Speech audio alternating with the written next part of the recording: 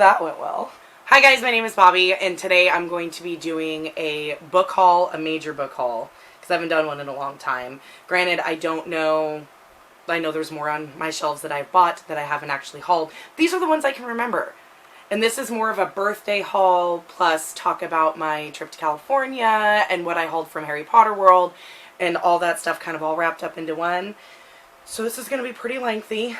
And let's get into it. So first I want to talk about Disney and Harry Potter World. So we were gone from the 5th through the 11th. We came home on the 11th.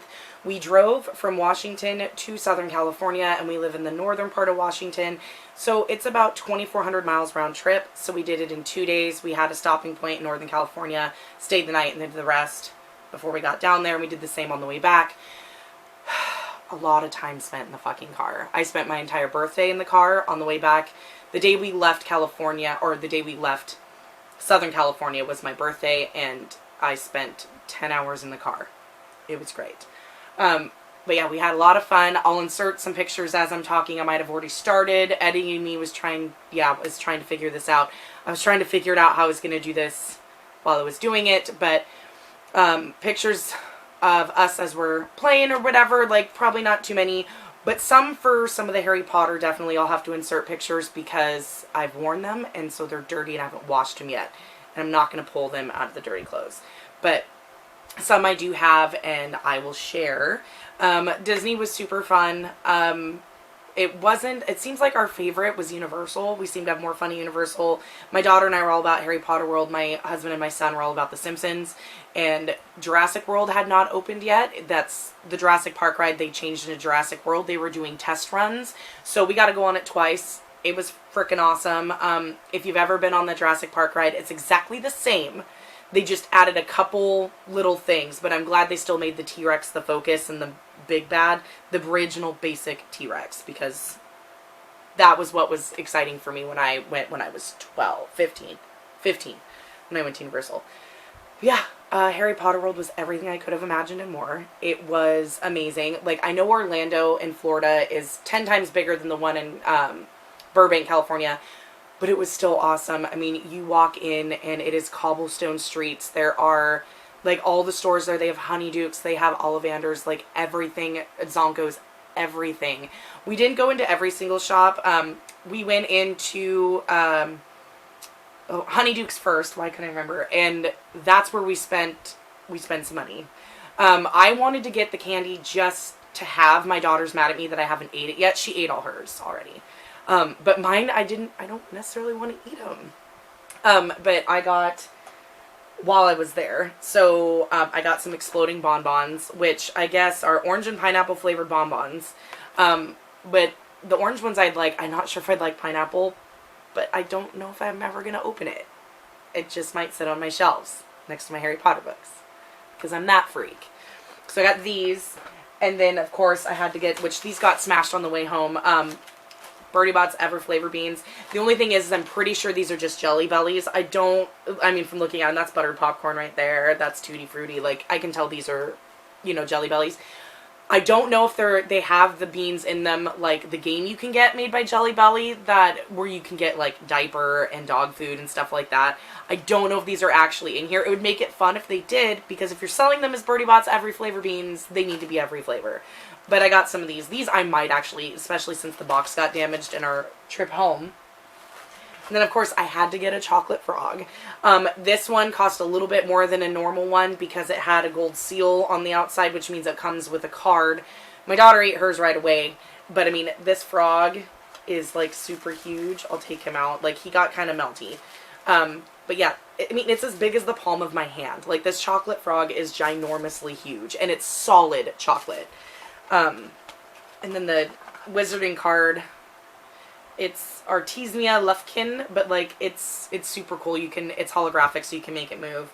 In 1798, Artemisia Lufkin was the first witch to become Minister for Magic. So my daughter got the same card in hers because we each made sure we got one. But yeah, like I just want to keep that in there and like secure. And also the box got damaged a little bit on the way back because we were shoving so much shit in the back of our car. But yeah, my chocolate frog is probably never going to get eaten. It's just going to live in there forever. Also, while we were at Honeydukes, my daughter adopted a Pygmy Puff. Like, it's like this big, it's pink, it's fluffy, it makes this weird noise when you squeeze it. And she also got 2 Pygmy Puff keychains. And the cool thing is when you go up to pay, they say, you know, we have an adoption ceremony, would you like to be a part of it? And she said yes, and so he asked for the name of her Pygmy Puff, and the guy at the register, like, does this big thing, does this big announcement, like, you know, Danielle is adopting one of our Pygmy Puffs, she's named her Charlotte, like, you know, I'm sure she's going to give her a wonderful home. Like, it was really cool the way they did it, and it was really fun, and she thought it was cool.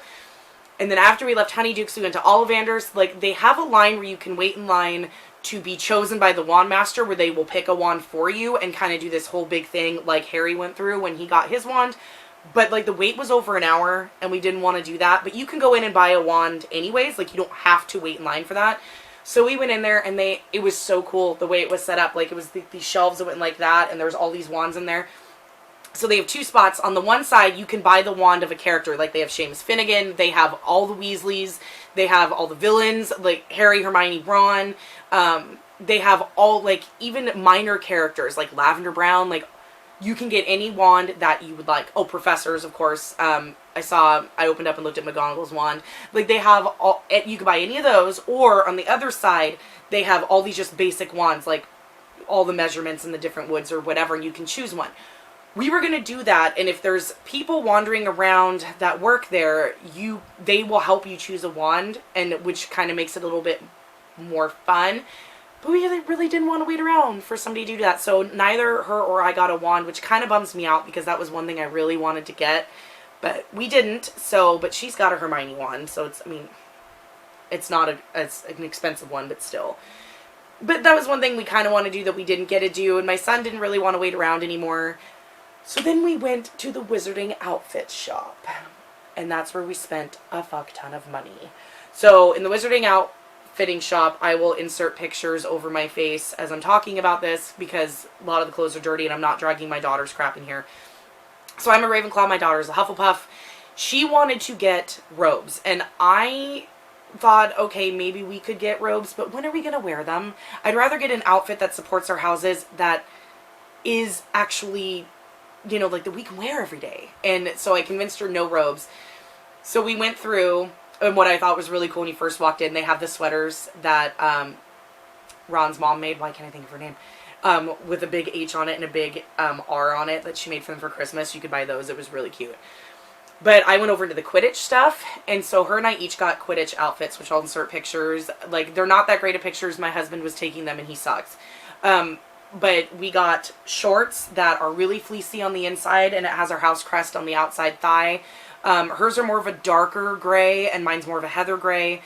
And then we each got the t-shirts that, you know, mine says, of course, Ravenclaw, Quidditch Captain, all that stuff. Hers says Hufflepuff, Quidditch Captain. Hers is yellow, mine's blue, obviously. And then we got the hoodies. She also got a hat, which I did not get. But we each got the hoodies, which were the most expensive ticket item. And I have mine that I will show you. Like, I love that it says Ravenclaw down the sleeve and it says Hufflepuff down her sleeve. But here is my hoodie. So it is really nice and big. So it's got, like, on the one chest, it's got the big, huge Ravenclaw crest. I mean, it's big. It covers quite a bit. Now, I'm not really a fan of how bright this blue is. I wish it was a little bit more muted, but it's fine. I'm representing. I like it's got the Ravenclaw in the hood. And it's the same with each one. She has badgers in her hood. And so this is like, which you probably saw in the picture if I showed that one. It says Ravenclaw down the sleeve.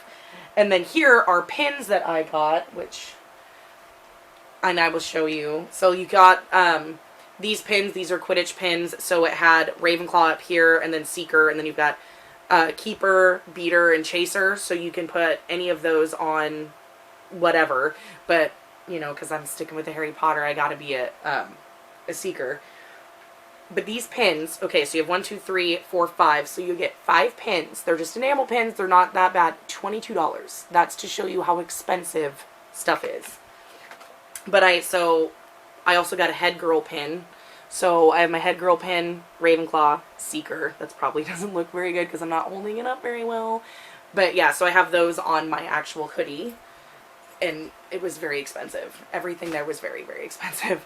But we also Danielle got a Hufflepuff water bottle, and I got a Ravenclaw tumbler. So this is a hot cold tumbler, and it's like really, really good quality, and I love it. And it's got the crest, and it's nice and thick and big. Can't wait to use this. I haven't used it yet. She's got her Hufflepuff water bottle that she wants to use for school next year. So we got those. Oh, and I also forgot at Honeydukes, I wanted to get like a cauldron cake or a pumpkin pasty, but the pumpkin pasties were pretty much just like apple turnovers. So I was like, or a pumpkin turnover. I was like, no. And the cauldron cakes were like big and expensive. I'm like, I really don't want to carry that around, and it's probably going to melt. So, but the one thing I did get was some pumpkin juice, and this is the empty container. I rinsed it out, but it's cool. You take it off, and then it's in refrigerated pumpkin juice. Now let me tell you, this shit's nasty. It's nasty. I tried it, and I mean, it wasn't terrible, but it's so sweet. So sweet. And it tastes like apple cider that you get like in October in the fall with like pumpkin spice dumped in it. Like really thick pumpkin spice dumped in it. So if you love pumpkin spice, you love apple cider, you probably love the shit out of this. I'm not a big fan of apple cider. I love pumpkin things. Love like pumpkin bread, pumpkin pie, stuff like that. Pumpkin spice latte is okay like once in a blue moon. But it was just so overly sweet. Like I took 2 sips and I'm like, alright, I've tasted the pumpkin juice, dumped it out, rinsed it out, and now at least I have the container. So that's pretty much it for my Harry Potter haul. I mean, we got a lot, but not a lot. I mean, just the small amount. Like in the wizarding shop, like Danielle and I each got the 2 pairs of shorts, 2 shirts, 2 hoodies. She got a hat and a pillow, a Hufflepuff pillow, and a keychain. I got my outfit, and the water bottle. I got the tumbler, the keychain, my outfit, and then the pins. So the head girl pin and then the set of Quidditch pins. And that was it. And it was $500. So I mean, it sounds like a lot, and it is, but we also got a lot. So then we just stopped buying Harry Potter stuff because I could have spent so much fucking money. So much. And as for butterbeer, I did not taste butterbeer. I was going to, but it costs like $15 for a glass, and it's not that big, or like a plastic cup full. And I asked at Honeydukes, I asked the clerk, like, what does it taste like? Because I'm not going to spend almost $20 on a drink if I don't like it. And he said it's butterscotch flavored, and it's very, very sweet. So right then I was like, no, neither of us are going to like it. I'm going to pay $20 just to take a sip and dump it out. So for me, it wasn't worth it. Whereas like the pumpkin juice was only like $8 or something like that. Like it wasn't that expensive. So I was okay paying for that. Plus I get a container that I get to keep forever, you know, instead of just a plastic cup that I'd throw away. But yeah, that was the Harry Potter haul. We had such a fun on our trip. I mean, we were exhausted when we got back, but it was so worth it. The kids had so much fun. I'll insert a picture somewhere, I don't know if I've already done it, of like the group family shot. Like we met a lot of the characters. It was just a lot of fun.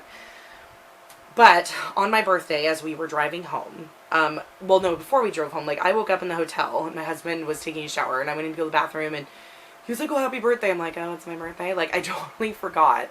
Because we'd been running so much and we're so exhausted from our trip, or being in the middle of our trip. It's just like, okay, oh, we get to leave to go home today, or head halfway home today. He kept going, check your email, check your email. That fucker gave me a $150 gift card to Barnes & Noble. So I went shopping and bought myself some stuff. And I'd already bought myself, like, some stuff that came right before I left as, like, birthday presents to myself. Plus, Cody sent me 3 books over the past couple of weeks for my birthday. So we have some books to haul. So let's get into that. So the books that my husband got me by giving me money to buy books. Let's see. First, let's go with this. So first, and I love these editions. I got The Diviners and Layer of Dreams by Libba Bray. I've read The Diviners. I have not read Layer of Dreams or the one that comes after it. I can't remember the name of the third one. But I don't own these. I had checked this one out from the library and read it, and I really enjoyed it, but it took me a while to get through. And then I haven't picked up Layer of Dreams yet. So now I have them, and I have no excuse to continue the series. I really enjoyed this one. This is a story that takes place in like the 1920s in New York, and it's about a girl who has like supernatural abilities. Like if she touches certain objects, she knows their history. And it's really it's hard to describe because it's really paranormal. There's a whole bunch of other characters that come into play, and they all kind of intermesh. There's this like big bad evil, and I think it took they took it from some kind of old myth or history. Can't really remember. It's been a while since I read it. I read this last year, I believe. But yeah, I got these, so at least I can finish the series now. Or continue the series. The next book I picked up was suggested on a comment of somebody else's video. Who was it? Was it Murphy's? It might have been Murphy's. For Murphy Napier. Like, somebody commented on her video about this series. I believe it was her. Or maybe it was Leanne from Leanne's Lit. I can't remember. But it's The Watered Man by Peter V. Brett. Now, this is a first in a long-standing series that is a supernatural horror series, I believe. The way she described it, the person who commented, it just seemed really, really good. It's like humanity has been whittled down to... It reminded me a lot kind of The Walking Dead. Humanity's been whittled down to like these smaller groups, and they're in behind like these walls. Like they've cornered themselves off because there's like some evil things in rock demons. They're all demons. So sand demons, wood demons, wind demons, flame demons, and gigantic rock demons, which are the deadliest of all. And they come up out of the ground. So they're fighting demons, and they possess supernatural strength and powers that burn with a consuming hatred of humanity. So for hundreds of years, the demons have terrorized the night, slowly culling the human herd that shelters behind magical wards. So, but I guess their protection is pretty fragile. So I guess the fighting wards are lost, so now the demons are attacking even harder than ever. And so there's a guy that's going to fight them. Like, not really sure, don't know much at all, obviously. I'm just reading the dust jacket. But from what she described, she said it was a really, really fantastic story and series. And so I said, why the hell not? I mean, it's older book, so it was pretty cheap to pick up. So I grabbed that with my gift card, and I kind of stole this because this was on Cody's wish list, and I was like, oh, that's a good idea. I wonder if we have it on the American side on Amazon, and we do. And I haven't read any of these, so I bought the box set for the Remnant Chronicles, so they're all paperbacks. So you have The Kiss of Deception, The Heart of Betrayal, and The Beauty of Darkness. I've heard mixed reviews about this series, so it's a young adult fantasy series. The Kiss of Deception, I know, gets a lot of hype on BookTube. The whole series kind of does, but The Kiss of Deception is about a girl who's a princess. She's betrothed to a prince from another realm. She doesn't want to marry him, so she runs away. And two men follow her, the prince who's supposed to marry her and an assassin set to kill her, and you don't know who is who. You don't know which is which throughout the story. So it's got like a YA romance fantasy-ish.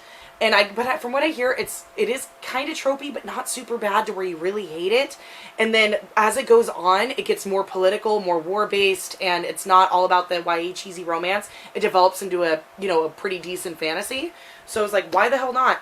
I don't need more books to read. I don't have 200 fucking books on my TBR, including all the ones I've hauled, or I'm hauling. No, I don't need more to read. So, this was 3-in-1, and it was pretty decently cheap, so... Yeah, I don't know where I'm going to put all these books. My new shelf is already freaking full. But yay, now I can actually start reading this series. And then after that, I kind of went on a Marc Lowrance psychotic binge. If you don't know, Marc Lowrance wrote the Book of the Ancestor trilogy, like Red Sister, Grey Sister, and Holy Sister. I read those and absolutely fucking loved them. And he has two trilogies that are backlisted that came before Red Sister. So I wanted to read them, of course, because they're grimdark, which is just what Red Sister is. So grimdark is very dark, bloody, gory, violent. Usually takes place in a very apocalyptic world or a very brutal world. So it's very dark. I mean, it's just very down. There's not a lot of hope and, kind of like that. And those fantasies I tend to really, really love because they're dark and they're fun to read. So the first one I got was, and I hate that these are mass market paperbacks, but I didn't really have a choice. So I got the Prince of Thorns trilogy. I already bought the Prince of Thorns in hardback, but it didn't have a dust jacket, which I can't stand. So you have the Prince of Thorns, the King of Thorns, and the Emperor of Thorns. So it's books 1, 2, and 3. So these are all mass market paperbacks, which aren't my favorite to read. Or they're not my favorite to own. I don't mind reading them because I like that they're so compact and easy to get around. But I'm a spine breaker, so I will break the spines of these. I know some people, it drives them nuts. But, like, with one of these, I mean, if you weren't to break the spine, I mean, you'd have to read it like this. How are you supposed to read it when it's only open this far? Like, you can't. Like, I like my books open and being able to read them, so I break the spines on mass market paperbacks. I don't care. They're cheap. They're like $6, $7 a piece. But this tells the story, from what I understand, of, well, I'll just read the back of the first one, I guess.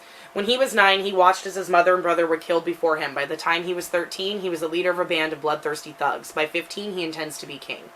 It is time for the Prince Honorous Jorg Ancrath to return to the castle he turned his back on, to take what's rightfully his. Since the day he hung pinned on the thorns of a briar patch and watched Count Renard's men slaughter his mother and young brother, Jorg has been driven to vent his rage. Life and death are no more than a game to him, and he has certainly nothing left to lose. But treachery awaits him in his father's castle. Treachery and dark magic. No matter how fierce his will, can one young man conquer enemies with power beyond his imagining. So, pretty simple. An unseated prince. You know, he's the only one left alive. He's, you know, a thug, so he's probably just a piece of shit. And now he's going to try to reclaim his throne. In 3 books. From what I understand, these are absolutely amazing. So I'm excited to read them. Like, I love Marc Lowrance's writing. I love his characters. I really loved Red Sister a lot. So if Jorg is anything like Nona, it's going to be a good time. And then I got his other trilogy, which is called the Red Queen's War trilogy. So also in mass market paperback, because that's all they had. So we got Prince of Fools, The Liar's Key, and The Wheel of Ossium. This, like, I'll read the back of the first one.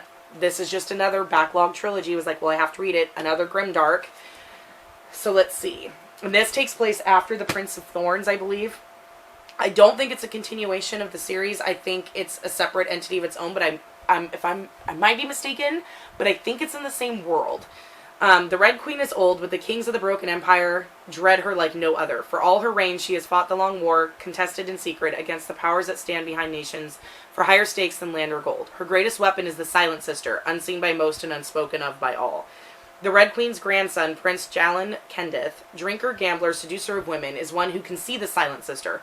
10th in line for the throne and content with his role as a minor royal, he pretends that the hideous crone is not there. But war is coming, witnesses claim an undead army is on the march, and the Red Queen has called on her family to defend the realm. Zhao thinks it's all a rumor, but nothing that will affect him, but he is wrong. So that seems really interesting. So he's a, minor royal who can see an old crone, so he obviously has some sort of magic. And maybe fortune-telling, future-telling, who knows. Sounds interesting. It's grimdark fantasy. It's Marc Lowrance. I'm excited. But, that's 6 books right there. But those are all the books that I bought with my Barnes & Noble gift card. There was 10, technically, 6, 7, 8, 9, 10, 11, technically 12. I counted the box set as 1, but there's technically 12 because there's 3 books in that box set. So 12 books for $150 isn't too bad, especially on Barnes & Noble, which tends to have the higher prices. But yeah, getting the smaller books helped. I kind of went a little crazy. I think I own now everything Marc Lowrance has written. Trash. Now I will get into the awesome books that my amazing friend Cody over at Cody's Book Corner got me for my birthday. She gets mad at me a lot because I send her books all the time. A lot of it is just sometimes when I have extra money and I see one of my favorite booktubers say that there's a book that they don't have, that they haven't been able to get yet, or they really want to read, like, I just get it for them. And I guess I have a problem. I love giving, and I love the reactions I get when they receive their gift and how happy, like, them being happy receiving the gift gives me great joy. Like, I absolutely love it. So, yeah, I do it all the time. And she's never going to run out of books because between me and Gav, she will have so many books. But I just sent her a birthday present, which she received, and I got like 6 messages on my Instagram because she couldn't believe it, and you're welcome. But it was something that I knew that nobody else would get her because they were a little bit more on the pricier side, and they're books she's already read. They're just different editions. So I knew if I got them, it would be a total surprise. Like, she would expect something she hadn't read yet, and they're books that she just wanted because they're pretty. And she expected her boyfriend Massey to get them, and I got them for her instead. But she got me a birthday present because, she reciprocated, and she's super sweet. And so she trolled my wish list and got me 3 books that I really wanted to read. And I just noticed 2 of them are continuation of series. This one I've already mentioned, Bloody Rose by Nicholas Eames. She got me this one, at the beginning of July into June, I think. So I think this was a just because present, because it was kind of like, girl, stop buying me books. Here, let me buy you one. So this is the sequel to Kings of the Wild. It's more of a companion novel. It doesn't follow... I think the guys from the first one make an appearance, but it doesn't follow them. I believe this is Rose, which is the daughter of Gabe from the first one. I believe it follows her band. If I'm not mistaken, I might be wrong. But yeah, she got me this one, which is awesome. So now I can continue on Kings of the Wild. I'm excited to read this one. And then she got my actual birthday presents, which arrived, right after we got back, because I told her to hold off and wait and don't ship it until my actual birthday so that they would arrive after we got home, because I live in an apartment and they would have just sat outside and I didn't want them to be taken. So the first one she got me was Caliban's War, which is book by James S.A. Corey, which is book 2 in the Expanse series. I read Leviathan Wakes last month and really enjoyed it, so this is book 2, so I can continue on in the series. I'll probably buddy read this with Cindy because I know she's got it and it's such a thick book, and we buddy read the first one, so we'll probably buddy read this one together. So she got me this one to continue on in the series. And then she got me a book that I've been really looking forward to, and that's Wilder Girls by Rory Power. This has gotten so much hype on BookTube lately. Everybody's wanting to read it. I love this cover. It's so beautiful. I've already started it. I am 55 pages in, so like, what, 3 or 4 chapters? Oh, I'm on chapter 4. It starts off with a frickin' bang. It starts off, like, ground running. Like, you hit the ground running. Like, it's about, from what I understand, it's a feminist retelling of Lord of the Flies. That's how it's been described. I have never read Lord of the Flies, so I'm kind of walking into... I know Lord of the Flies is about a bunch of boys who live on an island and they're by themselves and they have to kind of create their own society. So far, this is kind of that way, but they have an adult. So, in Lord of the Flies, if I remember, there is no adult. In this one, they have an adult. I mean, she's in her 20s, but she's still an adult, and these girls are all teenagers. But they are on this island. I think it's off the coast of Maine. And they are at an all-girls school. It's like a boarding school.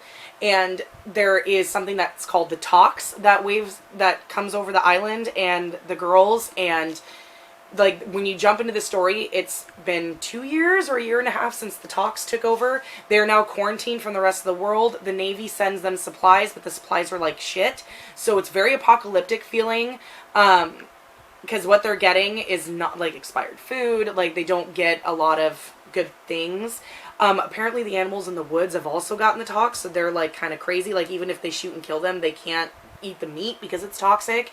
And what the Tox does, it's different to every single person. Our main character, Hetty, like, one of her eyes, like, pretty much burst out, and now her eyelids fuse shut, and occasionally they'll split open and they have to sew it shut, and, like, she can feel something moving behind it. Like, it's gruesome.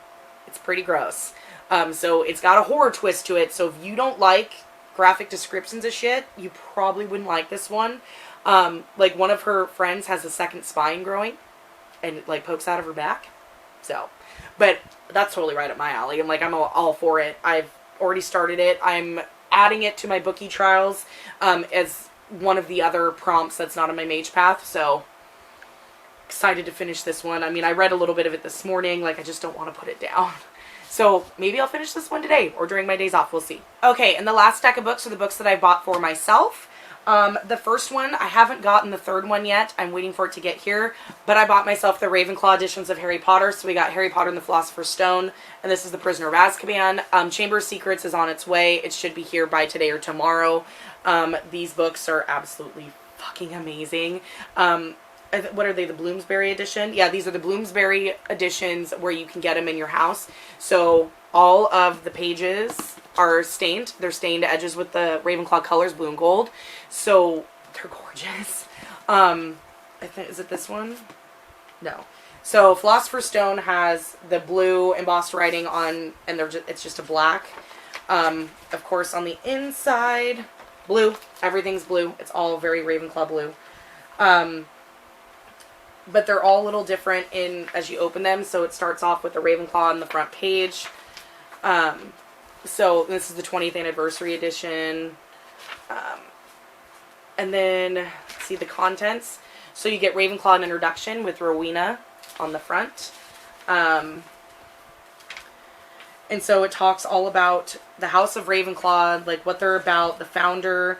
So this is all about Ravenclaw. So you get the House Relic, House Livery, House Ghost. You get a map of Hogwarts. And then you go into chapter 1. Now, I don't know what the extra special part is in Chamber of Secrets, because each one has special. So I took off the dust jacket, but here's Prisoner of Azkaban. So you've got the blue embossed, of course, black.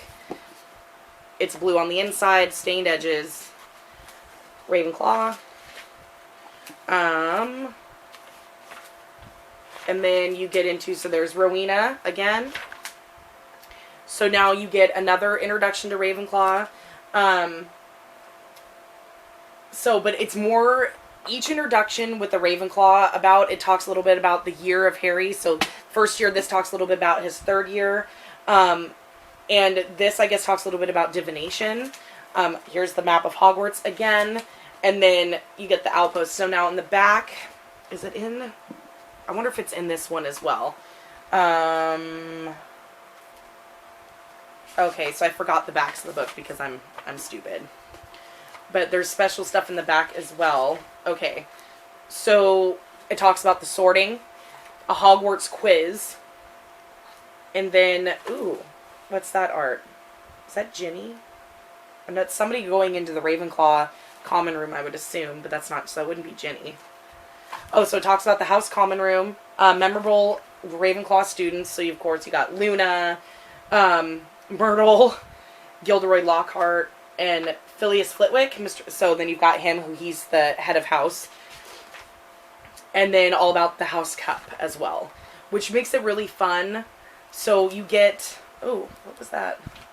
Oh, so that makes it really fun at the end. And at the end of the Prisoner of Azkaban, so you get the Ravenclaw. So then it talks about the Patronus and everything about Patronuses, because Patronus obviously was a big part in the third book. And then it shows Cho Chang and her Patronus. So each book has a different one. So who was it? April over at Aprilius Maximus. She has the Hufflepuff, and I forgot. Oh, it was Tonks. So here you've got Cho's, and it's a swan. So that's really cool. Like, they add all the little special things about the houses in each one. You can get them. They only have through book 3 is released, so you can get all the way through book 3. So I had to buy them for myself because Harry Potter. And so then the rest are just random books I bought for myself. So I got Queen of Ruin by Tracy Banghart. This is the sequel to Grace and Fury. I just finished reading Girls of Paper and Fire, spoiler alert for my July wrap-up, and it reminded me a lot of this story where this is the second book in the, I don't know if it's got a title for the actual series, because I believe this is going to be a trilogy. But this is about two sisters who live in this world where the king takes concubines, and I forgot what they're called, graces. Which are just concubines. They take graces. I think he takes 12 or something every year, and they have to go live in the palace and be his concubines pretty much, and be his graces. And there's two sisters. One has been trained to be a grace from the time she was very young. The other one is trained to be like her handmaiden. She's kind of like the free spirit. Well, once they get there, the roles get switched, and he picks the more wild sister, and then the one that's been trained has to be her maid. Something happens while they're in the palace. The more mild sister, why can't I remember their names? Serena is the mild sister, Nomi's the wild one. Serena gets shipped off to this island for women who commit crimes. She is banished to this island. And it's just a women's prison. And it's pretty much like a Lord of the Flies situation. It's like fight to the death for certain things. They are made to fight for their own amusement. It was a really good book. Like, I didn't realize I was going to love it as much as I did. I was like, oh, okay, we'll see how this goes. And I really enjoyed it, and I couldn't wait for the sequel. So now I got it. It came out the beginning of this month, I think like July 2nd, I believe. It came out, so I bought it brand new because I fucking want to read it. So I got to find a way to put it on my TBR. So this takes place from right where the second one left, or the first one left off, I believe. There was a little bit of a cliffhanger, so we'll see how it goes. And then the next book I picked, or I bought for myself, was The City of Brass by S.H. Harkaborty. I think that's how you say it. This is an own voices Arabic telling. It takes place in Egypt. I think this is an adult. I think it's considered adult. But it's about this girl who's a thief, and she, I guess, has some healing magic, but she hides it in with, I think, I'm not quite sure, but I know it has jinn in it, which is a genie. Jinn.